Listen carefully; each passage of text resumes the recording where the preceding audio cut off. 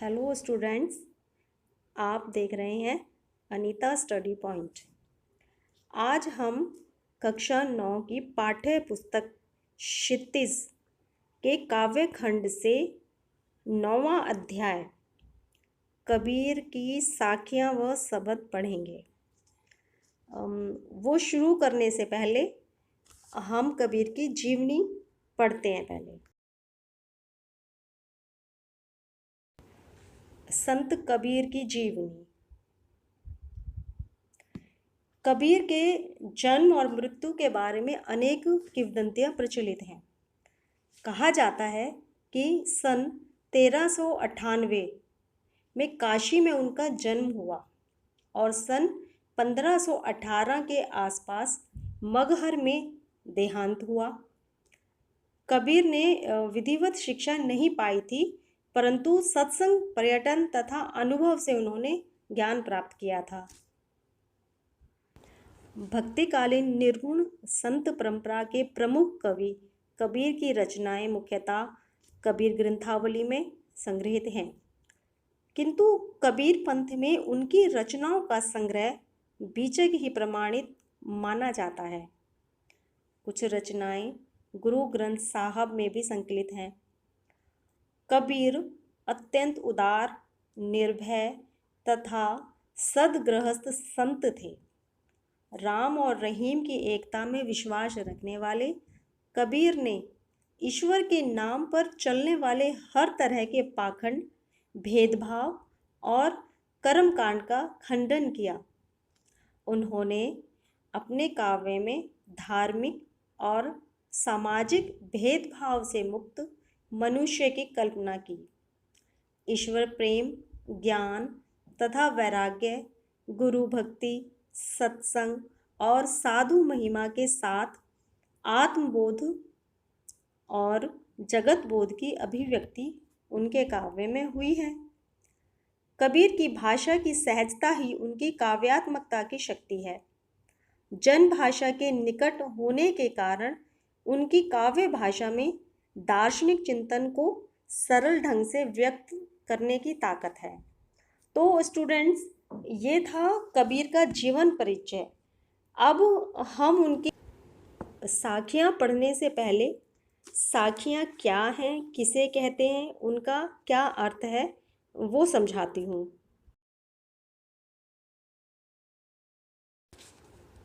साखियाँ।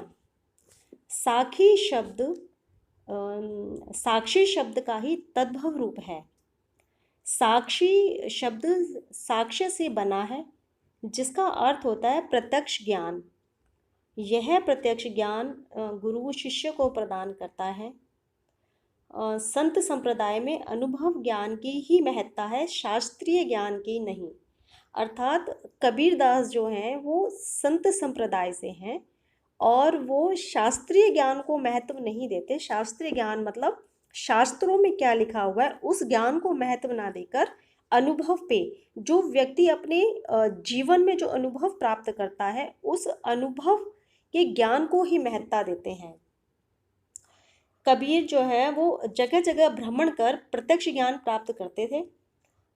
अतः उनके द्वारा रचित साखियों में अवधी, राजस्थानी, भोजपुरी और पंजाबी भाषाओं के शब्दों का प्रभाव दिखाई देता है। इसी कारण स्टूडेंट्स, उनकी भाषा को पचमेल खिचड़ी कहा जाता है। पचमेल खिचड़ी कहा जाता है। कबीर की भाषा को सदुकड़ी भाषा भी कहा जाता है। तो साखियाँ वैसे वस्तुतः जो है ये दोहा छंद में लिखी गई हैं। स्टूडेंट्स, अब इनकी साखियाँ पढ़ते हैं।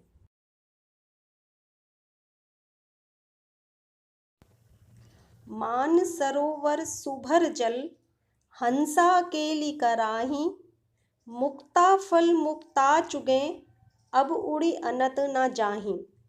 मान सरोवर यानी मन रूपी सरोवर में सुभर जल, सुभर मतलब अच्छे प्रकार से भरा हुआ है।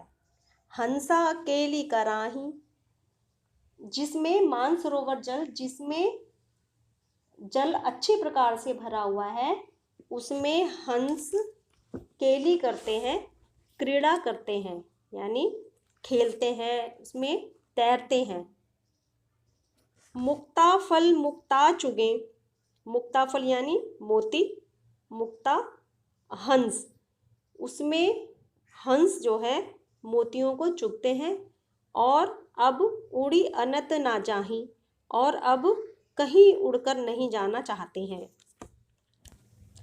कबीरदास जी इसके माध्यम से ये कहना चाहते हैं कि मनुष्य को अपने मन रूपी सरोवर में ही ईश्वर की प्राप्ति करनी चाहिए, यहाँ वहाँ नहीं भटकना चाहिए। क्योंकि कबीरदास जी जो है अंधविश्वास को, पाखंड, मूर्ति पूजा, दिखावा, रूढ़िवादी, इन सब चीज़ों के विरुद्ध थे और एक समाज सुधारक थे। ठीक है। और वह कबीरदास जी जो है अनुभूति को और अनुभव को ही महत्व देते थे कि जो मनुष्य अपने अनुभव से जो ज्ञान प्राप्त करता है वही वास्तविक ज्ञान होता है। और इंसान को यहाँ वहाँ पाखंड, रूढ़िवादी और अंधविश्वास में, मूर्ति पूजा में, इन सब चीज़ों में दिखावा या विश्वास नहीं करना चाहिए।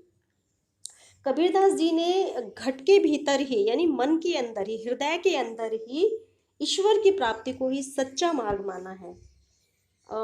भगवान की भक्ति को प्राप्त करने के लिए, यानी मन के अंदर, हृदय के अंदर ही उन्होंने कहा है कि यदि मनुष्य ध्यान लगाए, अपने मन रूपी सरोवर में ध्यान लगाए, तो उसे सच्चे ईश्वर की प्राप्ति होती है।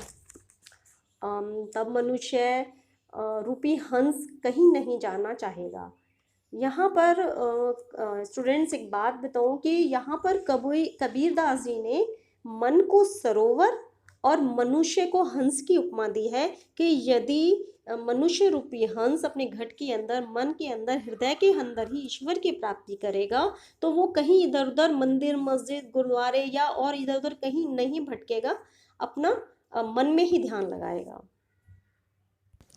अर्थात कहीं नहीं जाना चाहेगा।